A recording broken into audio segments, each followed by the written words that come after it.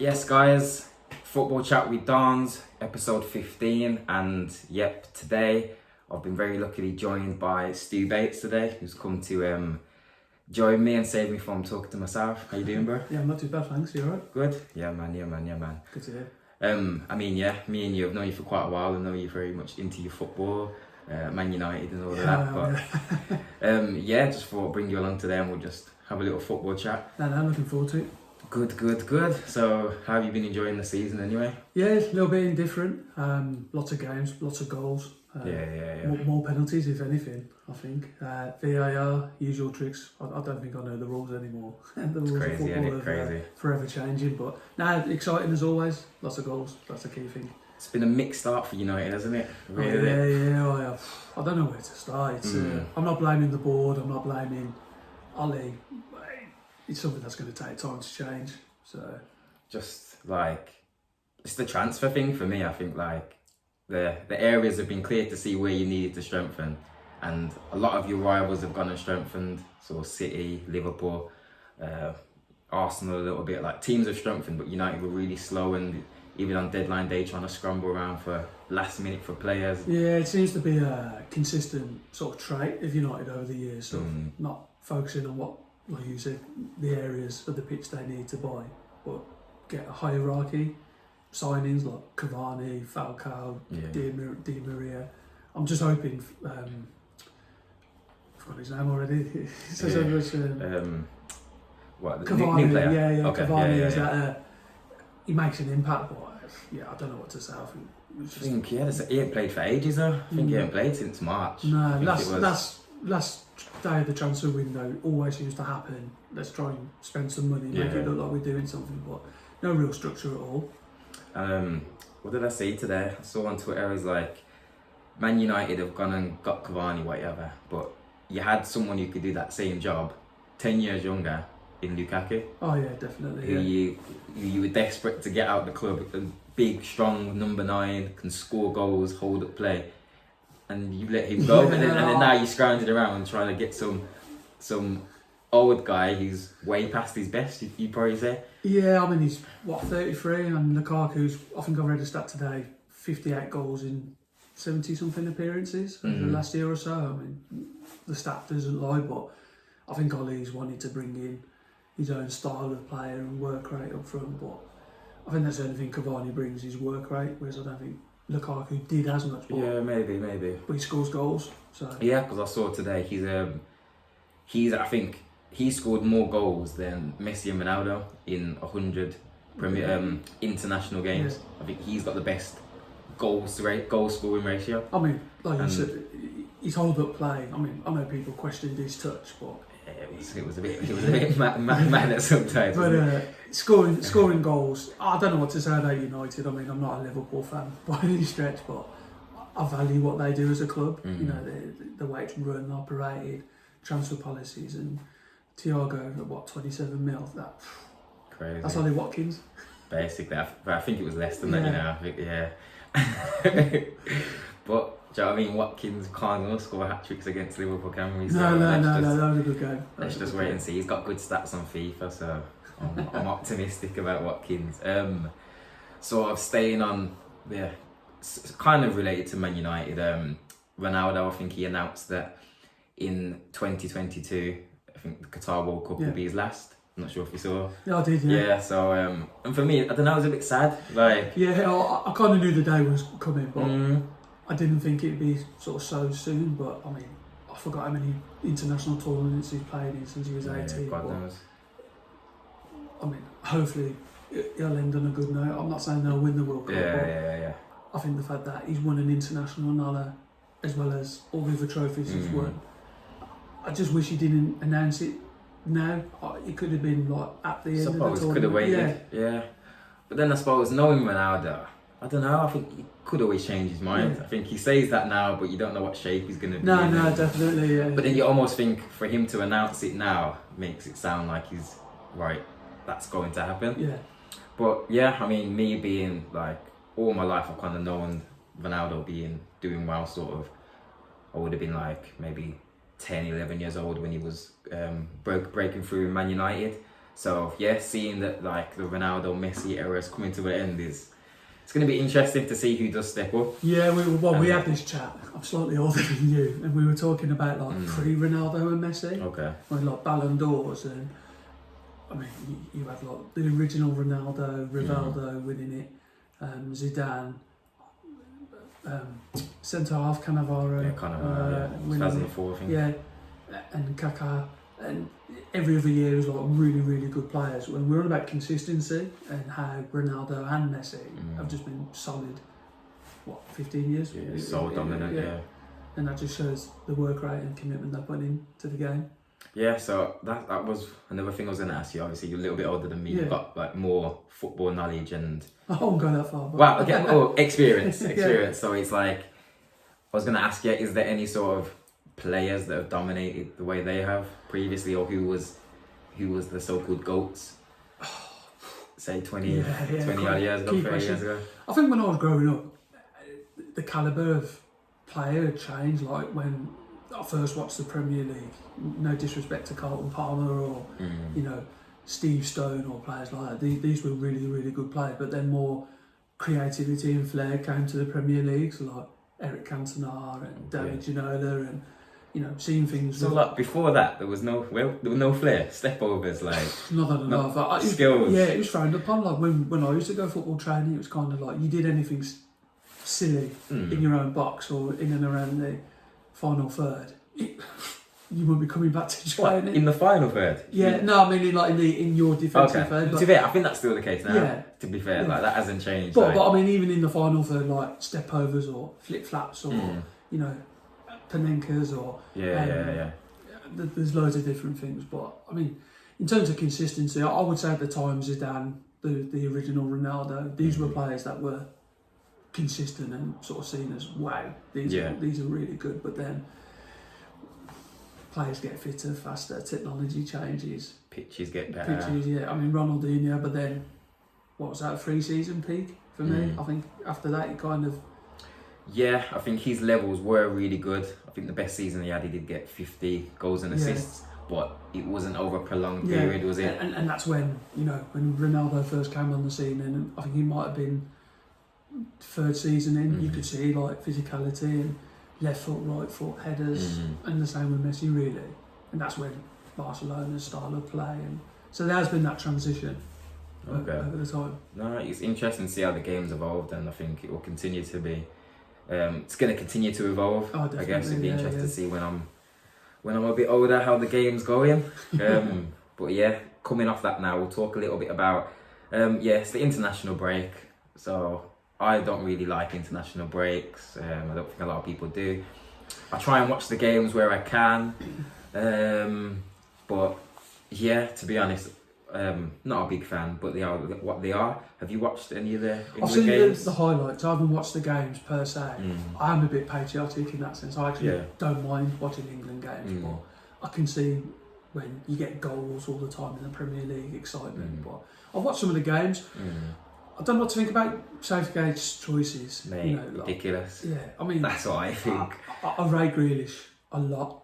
Creativity, travels with the ball, can dribble as well, left foot, right foot, creates chances.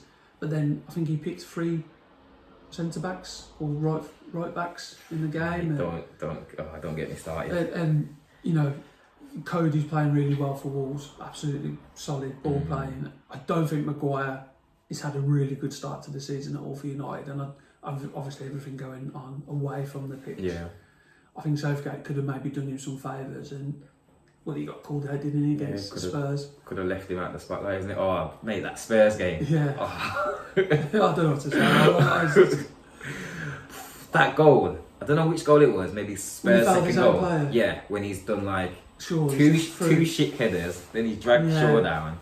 No, I think my Sunday was made better by you lot beating Liverpool. Okay, I think I was a bit happier man then. But no, it doesn't paper over the cracks, does it? I mean, going on to England, I mean, Mason Mount, he's a good player obviously, but Grealish offers so much more. Alright, this is good to hear from a Man United fan. I feel like Villa fans were talking a lot on Twitter about Grealish not being in the squad, and I think sometimes are we being biased? But But then I see other fans saying the same thing. It's pundits, yourself. I've got I mean, just to put it into context, really, I'm a UEFA B qualified coach. I've got my youth award module 3, so nice. I'm not that average guy at the pub who. Okay, you're trying to say you know football. Yeah, I'd like to think I know a bit about football, but doesn't mean I know everything. But Grealish is something different, and I don't think England have had that for a while. Joe Cole is probably the last player that I can think of. Yeah. Where Good comparison. Creativity, something a bit different. But Grealish is the ability to travel the pitch and gain yards. And I almost feel like Grealish has got more of a killer instinct than Joe Cole. I always feel like Joe Cole was a bit more of a link player. Oh, yeah. But would he really score too many goals? Not really. No, and I think Grealish has brought that to his game. He's a bit more decisive in that final third. You know, I mean, already like this season he's created loads of goals. Yeah. I think he's going to be given more freedom to actually do what he really likes doing. Whereas last year, I did everything, didn't he? Like defend, attack. Whereas this year, I think like players have been put in place, and I think Dean Smith and I think Craig Shakespeare, the assistant coach, steadied the ship with massive parties. He's had in. I don't really know. Doing well. Is John Terry like the assistant? Now, wow, I don't know the setup, because I think there's 3 of them that are assistants. I think O'Kelly or O'Reilly. Yeah, O'Reilly. I think Shakespeare's kind of the head. Yeah. I think it seems he's the most experienced, so it was himself, and then you got the other 2 assistants. But now Grealish is quality. No, I think Southgate. I know he's a stickler for discipline. And have you seen the clips? Yeah. Like he's getting interviewed about Grealish, and he's always talking about Mount. Yeah. Like it's crazy. No, I think he needs to back up his claim that if you play regularly and you're in the team, Mason Mount isn't. But then now it's annoying because we've won that Belgian game now 2-1. Mount scored, so now Southgate will go home now and think, fucking hell, I've done my job. I think sometimes like managers live and die by their decisions, but bit of a deflection when it Mason Mount's goal. It wasn't there. But he's if I'm Southgate, I'm gonna come home that night and think, right, job done. Yeah. Fucking yeah, I bossed it today. Pick the right team. We've won. That's what that's what you'd think. You'd back your selection. But I just looked at the team and it's just so defensive. Obviously known you for a while now, and I know you're a keen futsal enthusiast, and we love futsal. I haven't really spoken to many futsal players or coaches since the news the FA's made, but since cutting the funding, do you know why they've done it, or the impact what do you think the impact will be moving forward? Just for those that don't know, the FA have cut all funding for futsal, which is sort of five-a-side version of football, and the reason I think they've cited primarily is COVID related, and to do with just general funding and just budgeting. Yeah, basically, which is mad when you think like the England FA is like controlling over the Premier League, which is like a multi-billion pound industry, but yet the FA's broke, or so they claim to be, and it's just interesting. But then on the flip side of things, I play football, play for a semi-pro team, and they've been getting funding from the FA, so it's like certain grants are being given,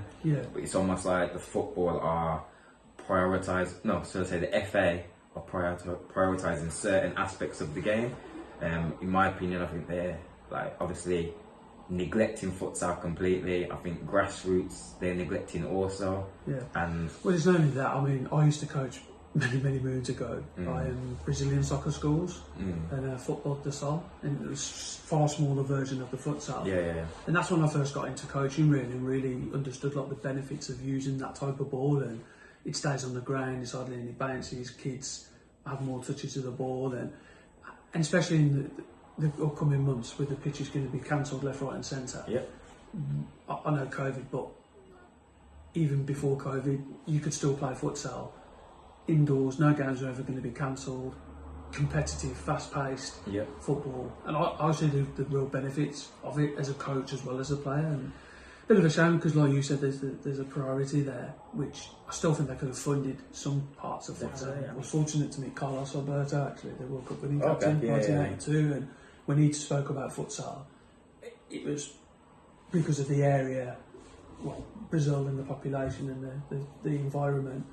that was the game that everyone played up until you were about 11, 12. And then you kind of got introduced to normal football. Yeah. And then by then everyone was comfortable in tight spaces, left foot, right foot, different angles, techniques to use the ball. And part of me thinks the FA have done it because I don't think it brings much revenue. No, which it doesn't. No, yeah, at but the moment it doesn't. No. what do you go for? Do you go for skill development, player development, participation rates, which that's what the FA are there for, isn't it? To increase And I participation. think you've only got to look at other countries. Other countries in Europe and across the world that are investing more into futsal at this time. And I think, yeah, you touched on it briefly, the benefits that futsal brings. I mean, England, we have a culture of sort of our kids playing football, say, working hard, battling hard, strong tackles, got to win the midfield battle, second balls. No, Whereas futsal is more of a sport that teaches the skill element, it's more tactical. Better players, your flair players get protected, even in the rules. So in futsal, you can only make 5 fouls until after each one it's then a penalty. Yeah. So if you think if there's a really good player that in football, what you target him, wouldn't you?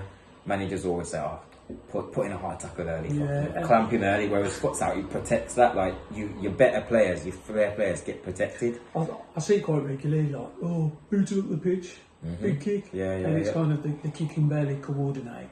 Whereas futsal forces you to coordinate. When I worked at Wolves Academy, the Premier League used to do futsal tournaments. Yeah.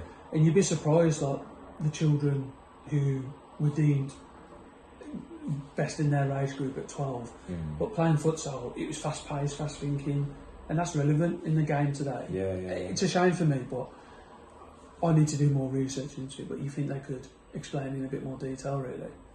No, precisely. And I thought about like getting my little brother into it because he plays football at the moment. He's a goalkeeper, and sometimes when I watch him, and it's like you just said, you hear the people telling him, "Oh, just kick it long, kick it long." Yeah. And I was thinking, kick it long. Who is he kicking it to? Yeah, no. There's no one even up there. Or if he kicks it long, what? The kid's like 3 foot tall. You want him to jump up for a big header? No, it's daft. They need to be put able some thought into it. Yeah, they need to be able to like control the ball in different parts of the foot and under pressure, and games wouldn't be cancelled. It'd be consistent participation. Yeah, that's another thing I love about futsal. It's indoors, like no waterlogged pitches, rain, snow, doesn't matter. The game's always on. I mean, forget COVID. I don't think it's going anytime soon. But when you can participate in indoor sports, I think that's the way forward, because during the winter it should be futsal leagues, and then come spring, normal 5-a-side or whatever it is. 7-a-side that the kids participate in. Write a letter to the FA. Yeah, I'll have a word. With your proposals. I'll see what I could do. Yeah, just tell them you got UEFA B. So. Right now, I'll try and work my way up. I think before we finish up, we'll go through a preview to some of the games for the upcoming weekend, Premier League games. So I think one of the big games is battle of, well, some call it the title race match, Everton versus Liverpool. Goodison Park, that's the first game back. What's your thoughts on that? It's a big game, the biggest game of the season, I think. I mean, no one expected Everton to fly. I think people maybe have forgotten how good Ancelotti is as a manager and a coach, and it's a big game for Everton because I don't want them to go into that game and full of confidence and then massively brought down a peg or two, getting thrashed by Liverpool. I think Everton, if they want to be known as a top 4 team, Rodriguez, futsal type player, number 10. Quality.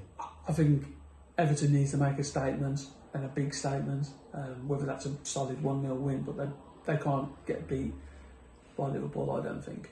Yeah, I think it will just be interesting because I think, regardless of the result, I just think testing themselves against Liverpool really show the mark of where they're at. Oh yeah, definitely. And who have they played this season? I'm not sure if they played anyone. West Brom. Then they play Spurs actually. Yeah, they need to beat Spurs. Yeah, which is a good win. But no, it's a big game, and I think Everton need to set a standard. Definitely. So it's definitely a game I'm looking forward to. That'll be good. See if Liverpool can bounce back from their 7-2 loss. To Aston Villa. Yeah, they've got a point to prove. Squeeze that in one more time. They've got a point to prove. After that, we got Man City play Arsenal. I forgot that they've played. Haven't they played already this year? Yeah, did they play in the cup? Community Shield. Community Shield. Yeah. Even with Arsenal, I think Arsenal are on a the same sort of path as Everton. You know, Arteta, there's no dispute that he's a good coach and potentially an even better manager. Well, he's won a trophy in his first 6 months, was it, at Arsenal, or a year? 2 trophies. 2 trophies, yeah, and that's what you get judged on at football clubs, but that's a key one. You know, the master versus the apprentice or whatever. I think Pep's going through some difficult times. I think he's brought, 8 billion worth of defenders, is it, or something like that, and he's still can't. Struggling. And I'm keen to, Arteta coaches, whereas I think Pep can coach, but he buys and moulds players that fits his system. You know what, he coaches, he just doesn't coach defending. Do you know what I mean? Like, he coaches with the ball, it seems, and winning the ball high up. It seems like everything else in his own half, he doesn't. No, and that's a key thing. But that big game, I've got a feeling it might be a school draw, but I'm hoping Arsenal win. Yeah, I think Arsenal just always seem to struggle against City. Oh yeah, definitely. Yeah. Always. Newcastle, Man U. Newcastle have been alright this season. Yeah, I mean, solid signings. You know, Wilson. Is it Fraser?